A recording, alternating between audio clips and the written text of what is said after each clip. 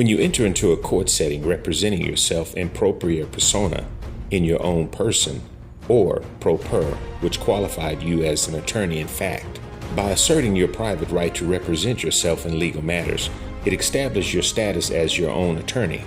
To proceed in pro per, that means that the court cannot impose the same standard upon you as imposed on a bar licensed attorney. You can then state, I move this court to vacate this judgment because the court's jurisdiction was procured by and through fraud.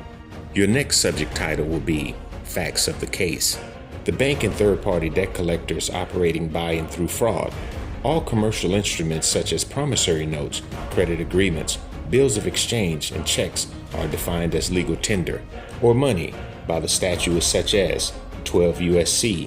1813, 1 and 1, UCC 1-201, 24, Section 3-104, Section 8-102, 9, Section 9-102, 9, 11, 12, B, 49, and 64.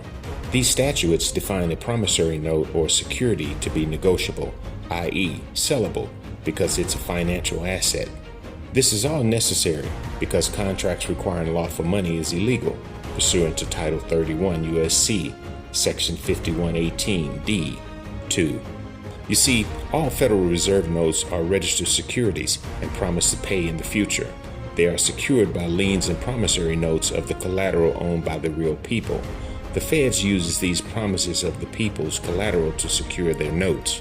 You see, if people want their commercial instruments to be legal tender, they must be secured by a maritime lien on your prepaid trust account, recorded at the county and registered on a UCC-1. It then becomes a registered security and a financial asset, which then can be negotiated. Therefore, when one has a bailee-bailor contract filed on a UCC-1, the bailor is never allowed to appear in their jurisdiction. One of the next title is the question of lawful consideration.